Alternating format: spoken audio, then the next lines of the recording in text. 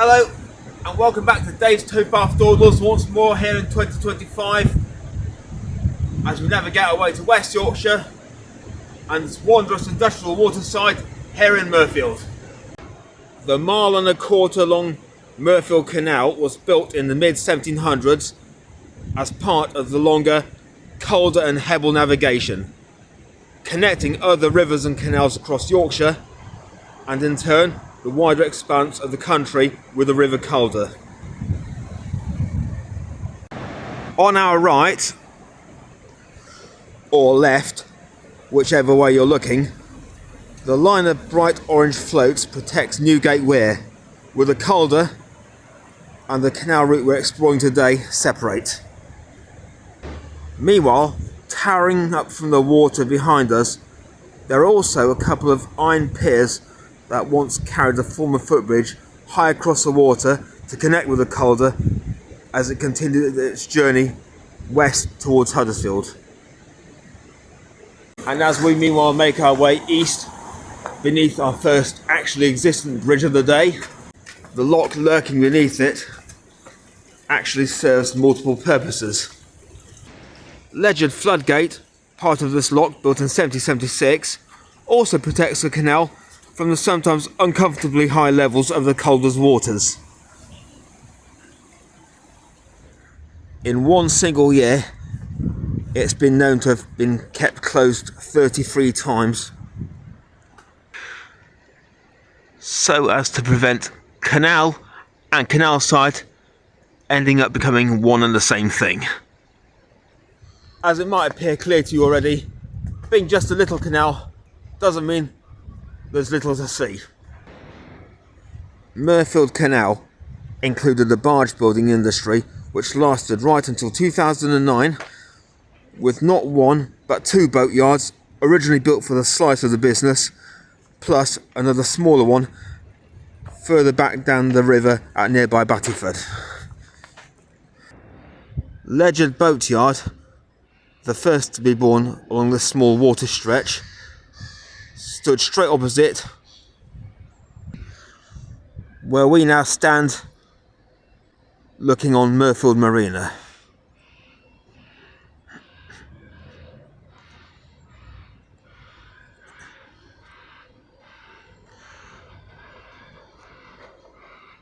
I think these two geese are more interested in looking at me. No. They've seen the barges. They're going to beg a ride. You wouldn't think it now, but it was a bustling outlet with the barges built being of a common design known as a West Country keel. Nothing to do with the part of the country famed for its combine harvester usage. Said boat type also held status of being the only barge designed as to be able to navigate the entire width of the country by waterway.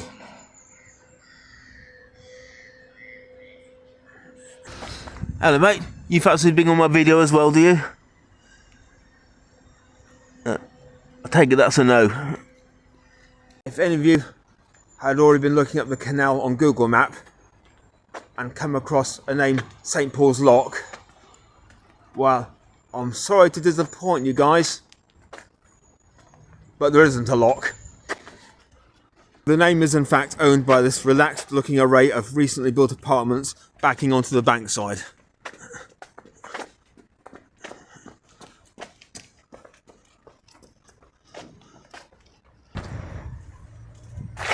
Disclaimer aside, we carry on up towards Bull Bridge, which connected the town centre up there with the station, which is currently enjoying a rebuild as part of the massive Transpennine Railway upgrade. The rather new looking access ramp here itself was opened as recently as 2018 by the Canal and River Trust. It also acts as a switch bridge, although without the infuriatingly steep spiral ramps you might be too used to from other canals, notably Peak Forest.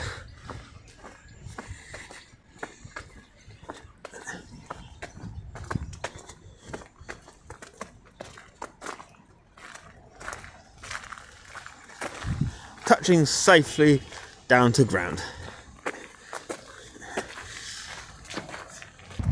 And a dark blue and white welcome at the bottom for us. Now, as we follow on, flanked by Lowlands Road on our right, and the canal on our left, and the rain coming down from the clouds, we come across the middle industrial hub of the Mirfield Mile.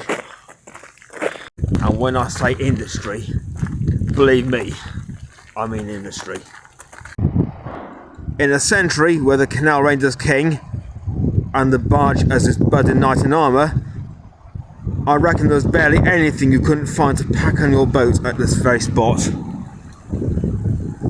Choose from malt, oil, fertiliser, brick, limestone, linen, cabinets, and would you believe it, washing machines even. Well, that's a hot point for discussion if ever you need one. Yes, well, you see, for the last 2 weeks, it's been oozing some sort of substance inside a drum, and as a result, all my whites that go in emerge in some disgusting greenish brown type of colour. I would pretty much like to place an order for a new machine, if that's all right with you. Yes, I'll take the H2000 model, please. Oh, would you mind delivering it by barge? If it gets here for next Wednesday, that'll be fantastic. What? You can only deliver them by van? Excuse me, but what type of service do you call this? Mirfield was also renowned for its barley production, with the original 6 plants across town expanding to all of 16 by the 1860s. Strangely, they had shrunk down to 2 again come the early 1900s as industry moved on. Stopping and savouring these remaining buildings, and maybe an old railing or two, it serves as little consolation that a few shreds of the industry actually survive.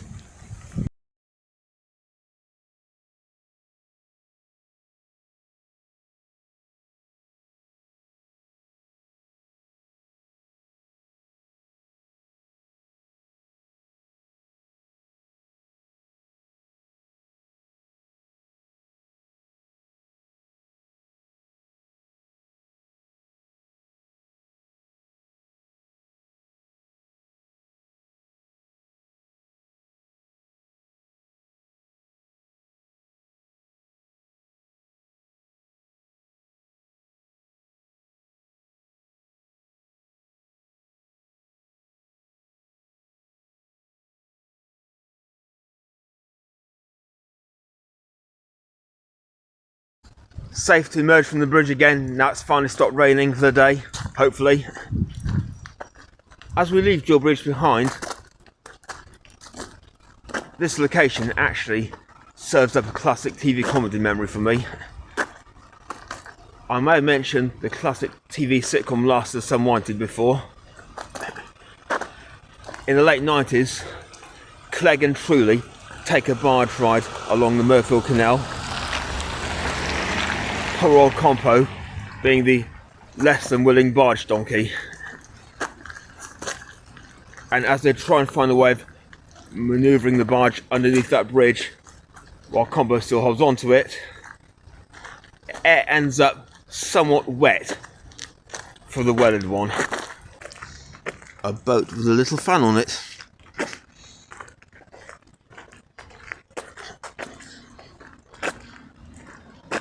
A bit better looking than that one I saw in the Peak Forest Canal at Ledgard Bridge last year.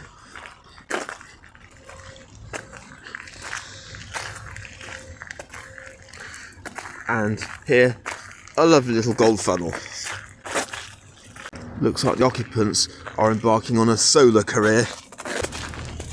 Knew this lot would be swanning around here once again.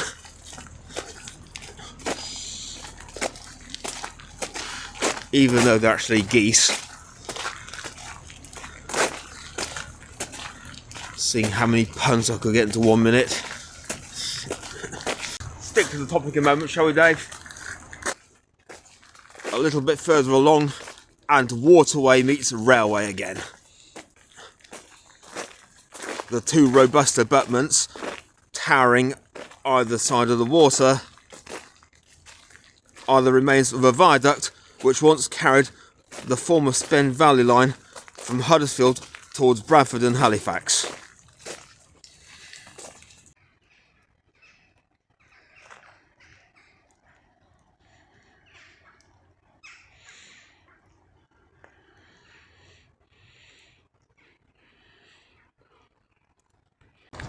While strolling away amidst the wooded bits,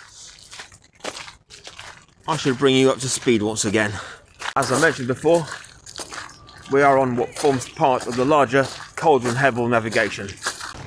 A 21-mile route was built by Leeds-born engineer John Smeaton between 1758 and 1770 to connect West Yorkshire through towards Lancashire and Cheshire, reaching from the already existent Calder and Wakefield to the Rochdale Canal at Ledgard Bridge. A connecting canal route towards Huddersfield, known as the Huddersfield Broad Canal, was also completed and opened 6 years later on. This itself met with the Huddersfield Narrow Canal closer to the town centre and provided a route continuing on towards Manchester via Ashton-under-Lyne.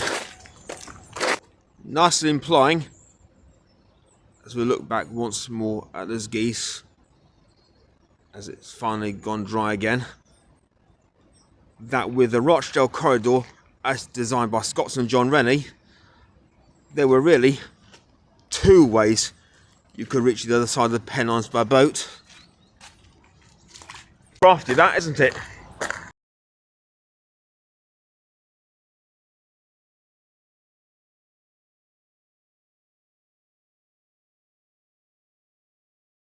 Speaking of craft, we come across more boats of different colours, shapes, sizes and sexes as we creep in towards the other end at Shepley Bridge.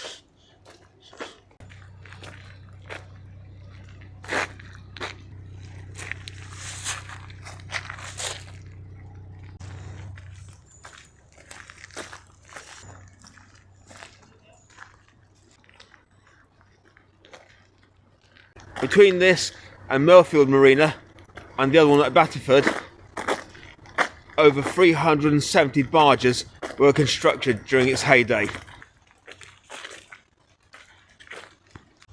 That most had been of the West Country keel type is quite clearly reflected in the width of this lock. The last commercial barge rolled off the belt in 1955, although building on the canal totally folded by 2009. Evidence of continued maintenance can still, however, be witnessed around this corner.